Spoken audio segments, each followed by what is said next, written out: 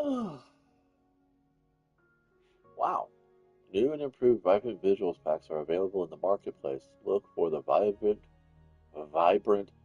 Visuals tag on packs in the marketplace and head to your inbox to see the full list of available content. Um, that is really difficult to say all that without my uppers in. Um, I guess we're okay. We don't really need to check all that out, do we? Why not? Adventures, realism craft, Garden Abandoned. Um,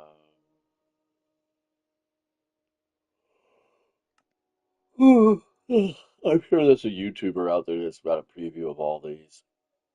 I mean, it's parody. That's for damn sure. Oh, there's a pink pony. Um, that is kind of nice looking. You get some characters. It's kind of cool. Yeah, I don't know. I tried to play with my mashup packs that I had from Java that transported over to Bedrock. That being Fallout, Skyrim, Adventure Time, and then there was like this cartoon one. And for a while there, I couldn't use them while I was streaming because YouTube would kick them out for copyright breach, which is ridiculous because when you purchase the packs, you get a license to use those packs. And there's nothing that I read in the license that said that I couldn't use them in broadcasting. But I think it was because I was streaming and not because I was actually recording the video, then editing and blah, blah, blah, blah, blah. So who knows? I play vanilla. That's what I do. I play the game for the vanilla experience, and upgraded as it does. I know that I can turn off vibrant visuals, but I kind of gotten used to it. Um, More importantly, I use the lag as an indication that hostile mobs are being spawned nearby.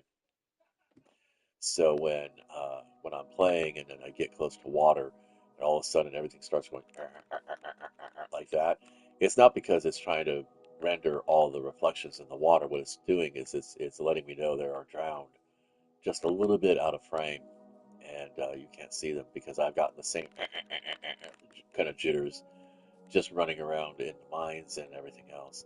Speaking of, I am on Anvil Quest as per the title of this game, uh, of this particular stream. So we should be heading into the mines. Uh, Google AI says that uh, layer 16 is supposed to have the most iron in it. So that's where I've been for the last couple of sessions. And I mean, it's okay. I'm not close to an anvil at the fuck all. Uh, but, you know, it is what it is. The house build is taking its sweet time because I'm really not all that focused on. I'm not as much of a builder as I used to be in the early days of my gameplay here. Uh, I like something that's it's got an aesthetic. It's not anything too fancy. I know there's more detail I can add to it, and I will eventually. Uh, but it is going to end up being something that I leave behind when I eventually leave this island. I did go explore the peninsula out over there on the east, and I did that mostly because I was hoping to find some bamboo. Uh, Much of my building is now relying upon bamboo, and without it, it's kind of like, why bother? Um, it just becomes a bit of more of a challenge than it needs to be. So here we are doing some mining. The cobblestone corridors tell me that I've already branched into those areas. Um, I was able to pull a whole block's worth of iron out of this, some nine ingots basically. But yeah, the process is basically uh, mining 15 blocks down, putting a torch when I get to the 10th block so I can keep my light levels up so I don't get ambushed. Not going to find any ironing, and granted, that's just the way that is. I could stop, but you never know what's on the other side of that block. You know, it could be diamond even. Rare at level 16, but not unlikely. Oh, look, we got some copper. We can use some copper. Uh, Not much copper, though. That's kind of sad.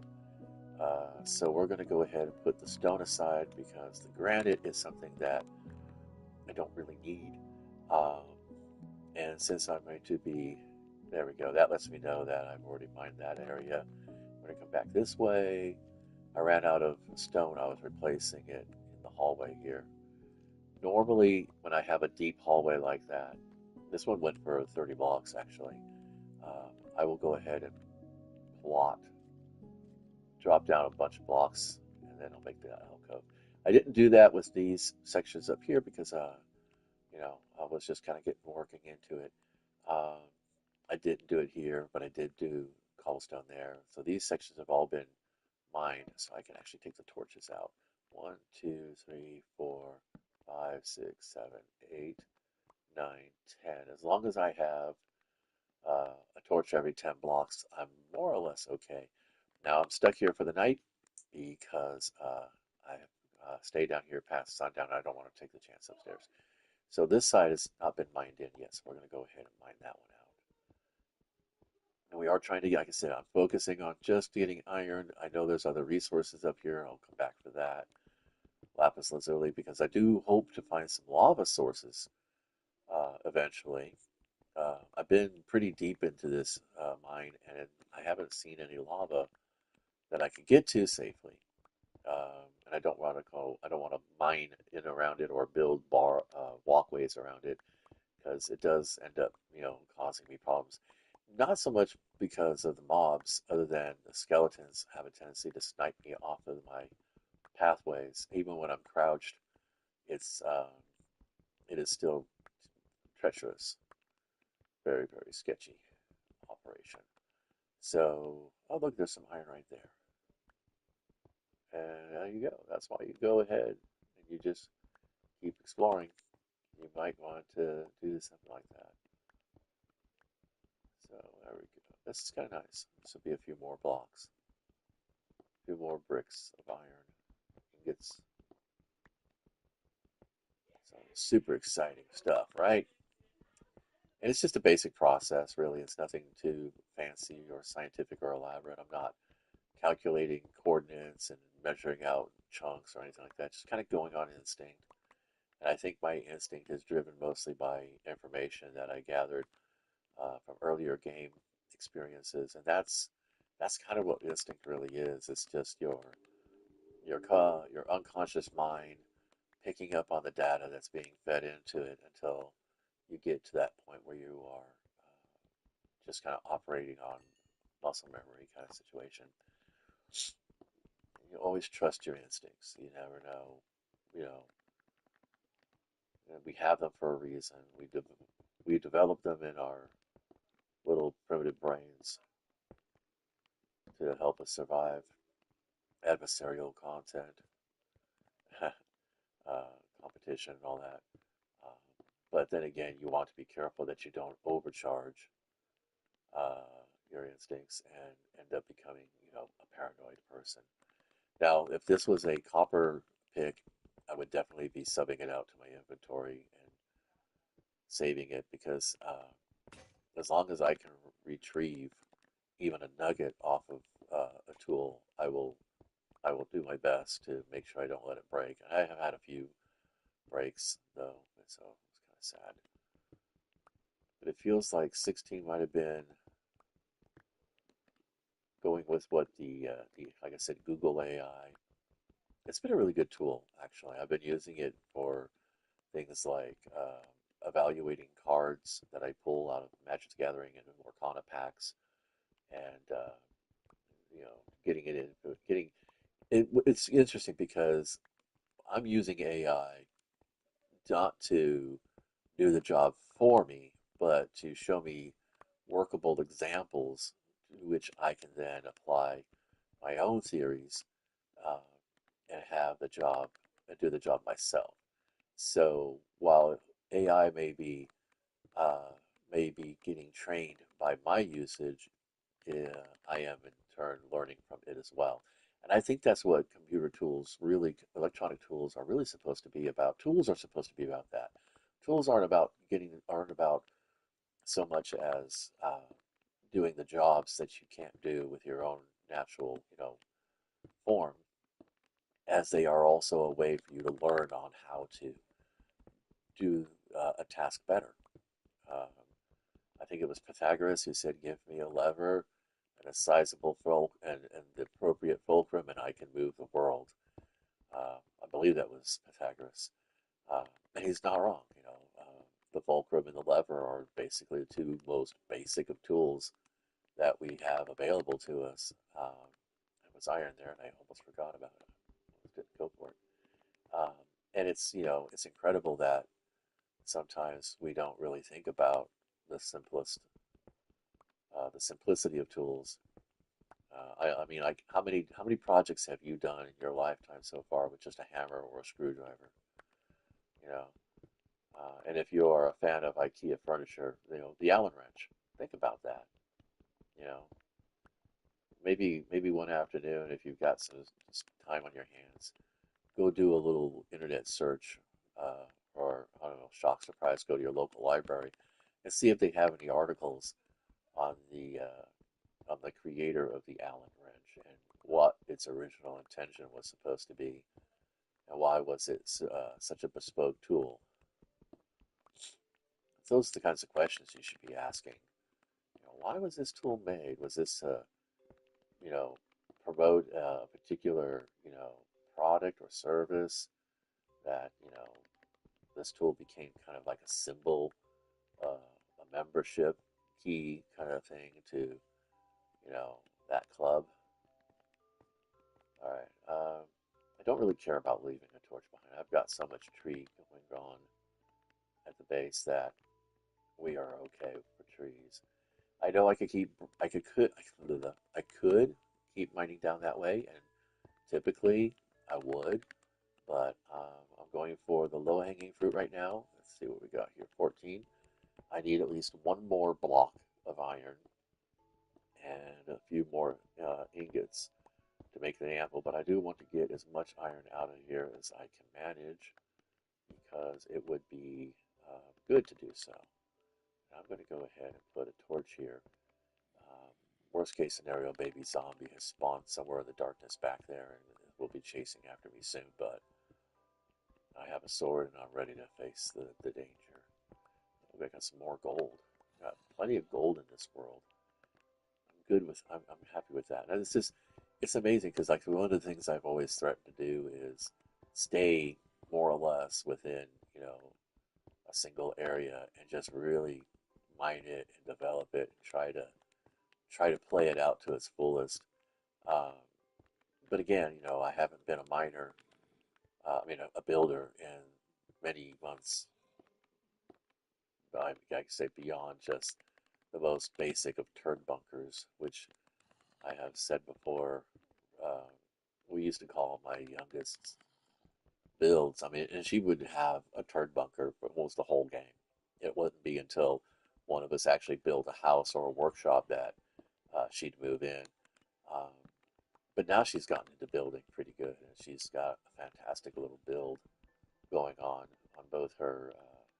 both on my console and as well as on her Switch. So, but yeah, we decided to elevate the taunt of the turd bunker to represent a tactical utilitarian uh, retreat, uh, defense, or domicile, uh, rescue domicile kind of thing. So kind of like a safe house, basically. But in order for it to qualify as a true turd bunker, uh, it must be made out of dirt. uh, oh shit! There's a zombie. Yep, we got to spawn in here. Oh crap! Oh, beating him up with a foot. Okay, whoa, whoa, whoa, whoa, whoa, ow, ow! What the hell? Whoa! It's gonna be a while before I get my health back. Let me see something here. Yeah, because I blocked that off and it spawned in there. That's the only problem. Uh, Apparently broke my pick on that too. Alright, so we're gonna be careful.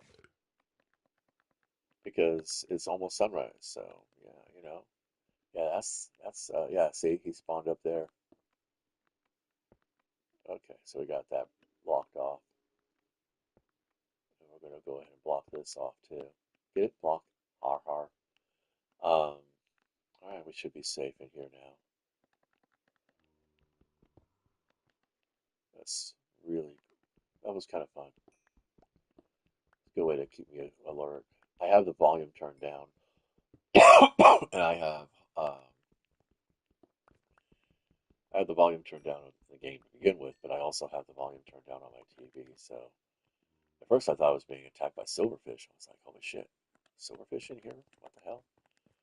But that's not what was happening. Grab this. I should have enough for the anvil now. Let's see if I can get out of here.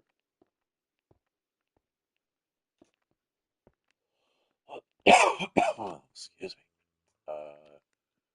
Is this 10 by 10? Yeah, we're good. I'm just going to leave the torches. And this is why I went ahead and decided to leave the torches behind now because there weren't any torches back there. And I ended up getting myself mobbed,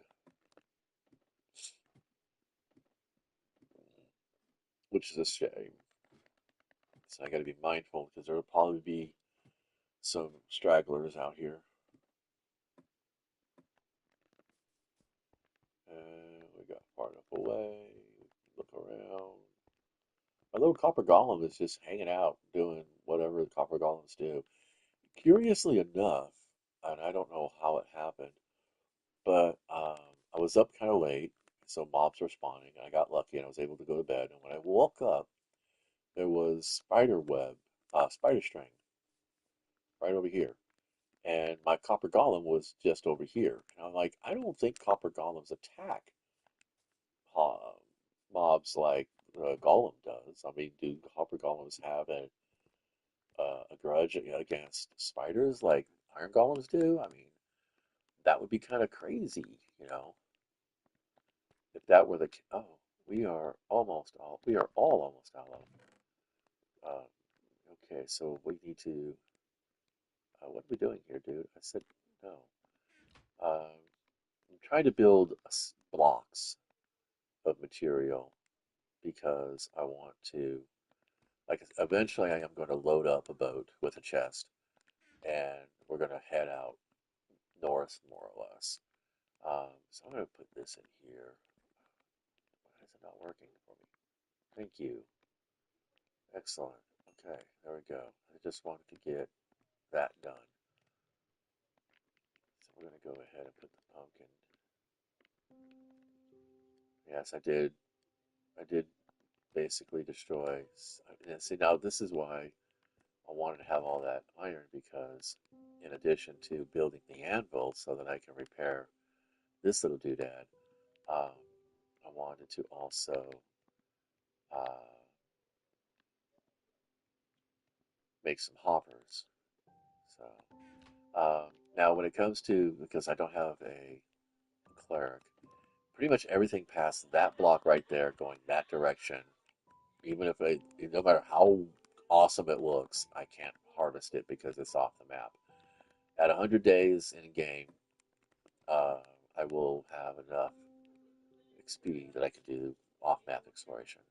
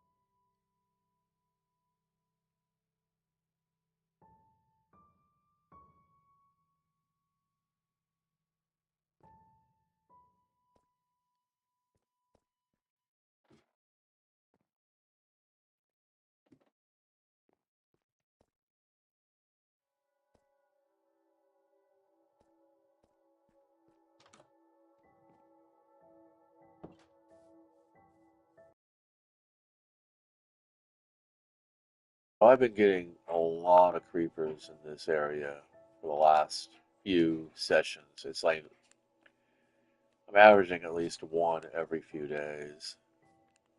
And I'm starting to really get kind of irritated by it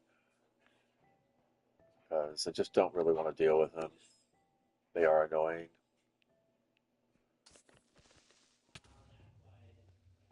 So I decided to go ahead and use them to mine things with. And we got a zombie stuck in the tree.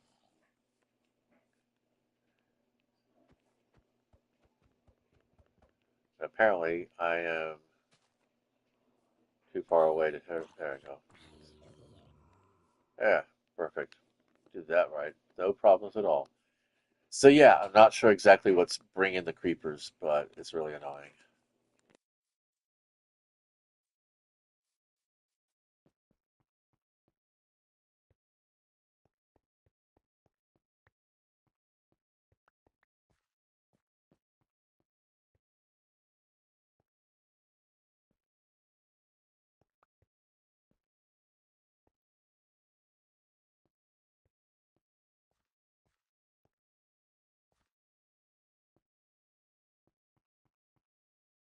Well, that's Anvil Quest. I'm out of here. Happy Halloween. Or Day of the Dead now, actually.